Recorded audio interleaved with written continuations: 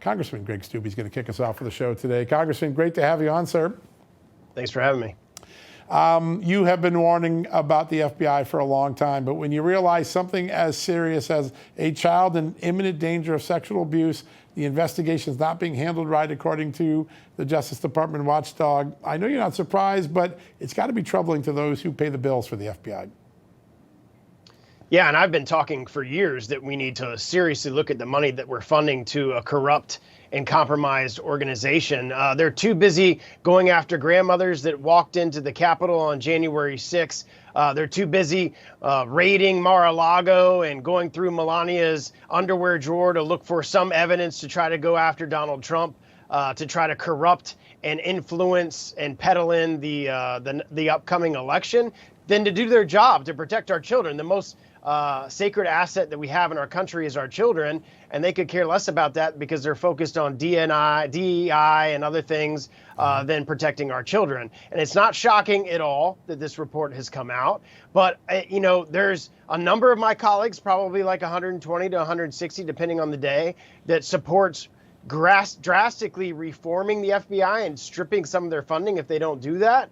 But the majority of Congress has to get on that page. And I would encourage anybody that watches this to reach out to their member of Congress and say, something has to happen at the FBI. Now, if Trump gets elected, obviously you can do a huge undertaking of getting rid of the corruption and the deep state by rehiring people and firing people that have been there. But this has been going on for years that we know of. I mean, you have the Trump-Rush collusion hoax that went on, right before Trump got elected, for the time during his presidency, even while he was president, stuff that the FBI was doing. They have to be under control. And I think the only way to do that is significant reduction in funding specifically, and to go after their leadership. It's the only way to get change at the FBI. And I've one that have called for looking at significant issues as it relates to the entire Bureau.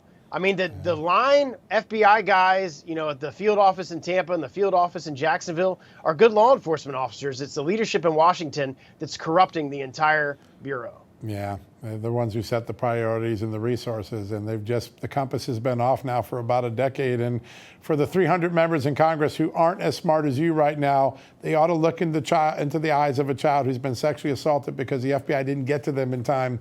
That might wake them up. It's such an extraordinary report when you read what Michael Horowitz wrote today. It's such a warning for all of us who've been warning about this again, that the FBI is adrift. You talk about the power of the purse, Secret Service, another agency that seems to be adrift, the Justice Department. If Republicans get the House and Senate, are there discussions already underway about where you start to use the power of the purse to create the power of reform? Well, we have to. We absolutely have to. And again, this is something where some of my colleagues don't necessarily agree with the conservative line of thinking, where there has to be significant reform in the Secret Service. I was just watching a video before I came on where it's talking about the local law enforcement officer in Butler that was saying, hey, I told you that this guy was on the roof and he was armed, and Secret Service didn't do anything about it. We still don't know the officers who were on the ground that day that Trump got attempted assassination attempt on his life. It's hard not to think that the upper echelon of the Secret Service wanted all of this to happen and created an opportunity for it to happen. Mayorkas refused repeated attempts from Trump's Secret Service team for more assets. He refused it. Why? Why did he refuse it? Why? I mean, from a military's perspective, I served in Iraq. I was an infantry officer. How could you not see a guy on a roof with a firearm? It just blows your mind. There's no way they didn't see that guy there before he took the shots. And so from a law enforcement military perspective, you cannot help but think that there's corrupt intents on the back end and the leadership of the Secret Service. And these are the type of things that only one person can change, and that's Donald Trump getting elected in November. You don't think it was bureaucratic bungling? You think there was some intentionality to leave Donald Trump more exposed than he should have been? Secretary Mayorkas repeatedly refused multiple attempts from Trump's Secret Service detail for more assets. So why would you refuse that unless there was an intent to expose Donald Trump to having some type of lethality because you didn't have the assets on the ground that his Secret Service team was requesting? I don't think a reasonable person can't come to any other conclusion than that. Yeah.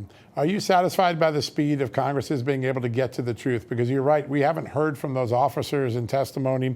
There's a lot of documents. The Secret Service is slower than pigeon carrier service for getting the information to Congress. How do we get a quicker assessment? Can Congress do something to speed up what the review looks like? Well, they can. There's been a task force that's been appointed, but you haven't heard much from that task force, and we haven't been in Washington for them to have meetings. Right. Why don't we know the names of the people there? Why haven't the officers that were on the ground that day been deposed under oath and asked them very tough questions? The sniper teams, local law enforcement, you're getting bits and pieces of things, but you're not getting the entire story, and it's been months. I mean, what was that, 2 months ago, that the attempted assassination attempt? And Congress doesn't even have the answers. So this is what's frustrating as a member of Congress, when you see clear failures of our federal government and we're not doing the things that we need to do to bring the information to the American people. Every single American wants to know today what happened in Butler, Pennsylvania, and we don't know. Yeah, you're right. We don't. And 2 months have elapsed now. It's or almost 2 months have elapsed. It's just remarkable. It took us 3 years to get this story out, but I had heard within a few days of the January 6th riots that the Secret Service car that was supposed to stay there for Mike Pence left the building and went to another location. They had a hard time finding it because radios and phones didn't work. We got that confirmed when we were allowed earlier this week to look at the Secret Service after action report done by the Inspector General of the Homeland Security Department. The car abandoned post, and there wasn't even a pre-planned place to go if there was a crisis. No planning. Mike Pence was in the building extra long because there was no car to get him. When you hear those sort of things and the fact that it took 3 years to finally get that to the American people, what runs through your head? Frustration, disappointment, lack of leadership in our federal law enforcement agencies. I mean, how can that happen? I mean, if I was going to an event in my district in Venice and called the Venice Police Department and said, hey, I'm going to be at a town hall at X date, right, they would have a plan of emergency if something were to happen at that event. And we don't, the so-called one of the most prestigious law enforcement agencies in the country can't accomplish that. It's very disappointing. It just shows you the lack of leadership, the depth of the deep state, and how much reform needs to happen from Congress and Trump in the White House and all the different things that have to happen in our country to get things back on track. Yeah, there's no doubt about it. I want to talk about the rule of law as it applies to Joe Biden, because the Supreme Court not that long ago told Joe Biden Congress didn't appropriate money and didn't authorize paying off student loans. And then he just went back and did it again. And the Supreme Court just said again, you can't do it. Sorry, we're not going to reinstate your program that we told you was illegal before. When a president openly defies what the Supreme Court has said by applying the Constitution to it, and then he spends the next 2 years delegitimizing it and then doing it again, what is the remedy? What is the remedy? That is it the election? Is that the ultimate punishment? Or should Congress take some action?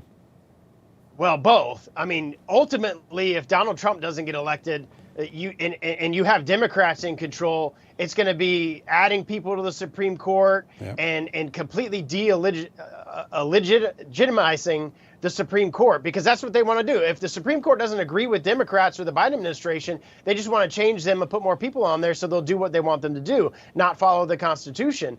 We have a lot of work ahead of us. If Donald Trump wins, and I believe he will in November, we flip the Senate and the House remains in Republican hands, we have a lot of things that we need to do to address all of these issues. And thankfully, there's a Supreme Court that's saying, no, Joe Biden, Congress hasn't said that we're going to pay back people's student loans, which is a complete atrocity. It was funny. I was talking to my father today, and he's like, how can they do this? And they just ignore what the Supreme Court is saying. And this is the definition of what this administration has been all about, a far left lurch to the progressives in our country. Yeah, there's no doubt about it. And they're moving the whole country to look like California. That's what they want. If you watch California, you can see what Kamala Harris's vision for this country is going to be. I want to turn for a second. We've got about a minute and a half left. When you look at Mark Zuckerberg's letter the other day, when all this censorship got exposed, when I wrote the first stories in 2021, Foundation for Freedom Online came on, Jim Jordan did some great work along with you and others.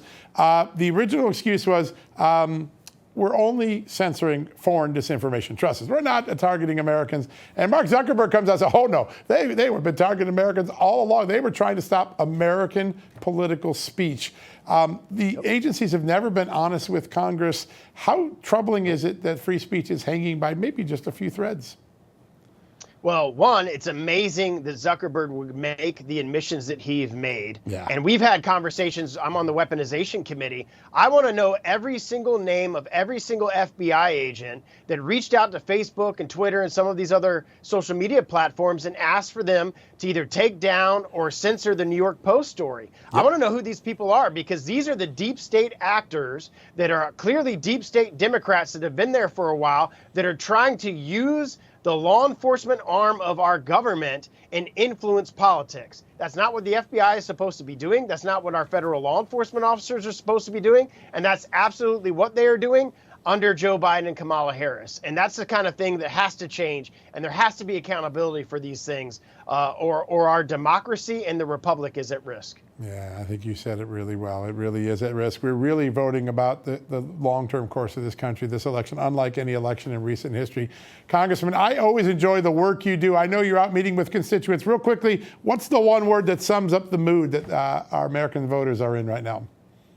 I mean, I think they feel good about Donald Trump being president in November. And I tell you, the number one issue affecting people in my district and in Florida is immigration. Yep. I mean, you're seeing 12 million people come across our border, known terrorists come across our border, it's amazing. And the American people have had enough of it. Who would have thought that there'd be 50 border states instead of a handful? It's just amazing what the the Biden-Harris team has done. Congressman, great honor to have you on. Thanks for joining us. Have a happy Labor Day. Folks, we're going to take a quick commercial break, but a whole lot more ahead of us. Don't go anywhere. We'll be right back after these messages.